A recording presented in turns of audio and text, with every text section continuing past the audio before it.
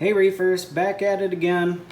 I thought I'd share the quite a few updates that have happened in the about a month that I've been gone. I own my own business and I had far too much work to do to film and put out these videos. It doesn't take all that long, but it was time that once I was done with work, I didn't want to take care of the reef tank and do those. So I'm sorry, but we're back again. Alright, so first thing, I got a Reefing Art lens clip. Right now it has the gradient yellow. You can see how it changes the color. It doesn't really help all that much in the daylight. So right there, that's the gradual yellow. There's a gradual orange, there's orange, yellow, macro, several different lenses. I'm not filming the whole video with that on. First of all, because it doesn't help, and second of all, because the microphone is up front. And I discovered that after filming a couple times, getting things right, and then going to edit it, and all of it was garbage because the audio was horrible. So here we are again. Alright, the next update is this rat's nest. So, for a reason I'll show you in a little bit, I had to take everything down off the side, and I'm buying a cabinet and basically mounting all of this up here. There will be a few screens coming out the front, but most of it will be hidden. This will be one of the screens that you'll see.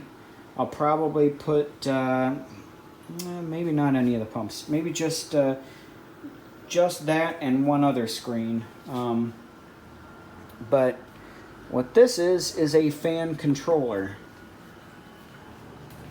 So the problem I was having was, all right, well, let me show you.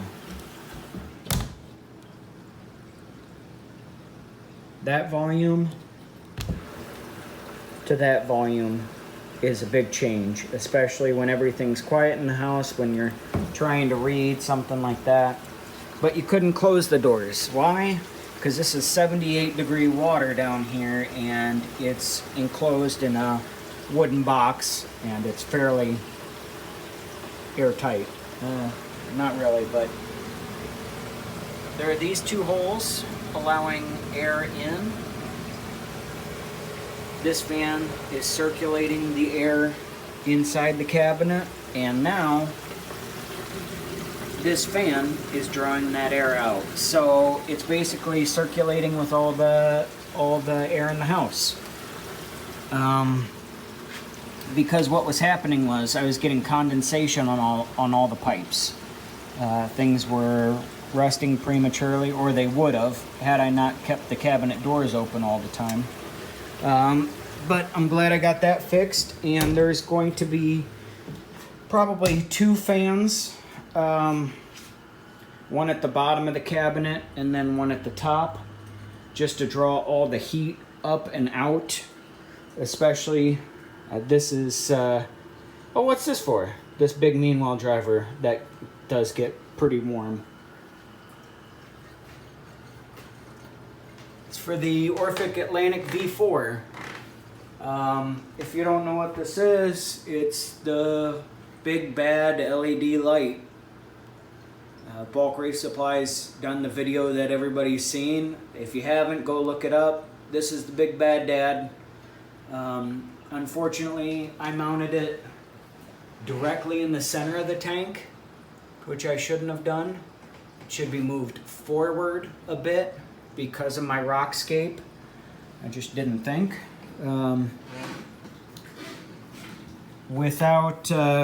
I have the OR2 Reef Day Bar in there along with two T5 bulbs. The two T5s actually aren't doing all that. I mean, they are providing a blanket, but compared to the Atlantic and the Day Bar, they're not putting out nearly as much light. Oh, there's Mandy. She was gone for about a month again, and then just recently in the last 3 days popped out again. What a weirdo. Alright, so like this coral down here, all of that, like that back third, would be completely hidden if it was just the Atlantic, and I'll show you that later in a later video. But basically, I'm not too worried about it because that light is going to be moving soon. It's actually going to be shifting over because on this side I'm going to put a Orphic Atlantic Compact that I just ordered. So basically, the last 4 inches on both sides of the tank aren't going to be completely covered by this light. Right now I have all channels going up to 80%, and then you know, they ramp up for an hour, some of them hour and a half, and ramp down for an hour to 2 hours, leaving the blue and UV ramping up and ramping down a little bit longer. They stay on the total program is 12 hours, but it's max intensity for 9 of it. And since I've done that, just with this one Atlantic, so to give you an example, this Walt Disney up here, this whole ledge on the upper right hand side, none of that was covered a week ago. It was just on the side coming up, but since I put that on, it's grown that much. It's growing quite a bit out the side now. I've seen quite a few changes. Now, it did, anytime you do a big change, it does shock your system. So when I completely changed from the T5 and the 2 OR2 bulbs, I went to the Atlantic because I took down this whole canopy, and I just had the Atlantic over it for a couple days. It was a little bit lower. I will say, and you'll see this in a video, it does fully cover a 120 gallon tank.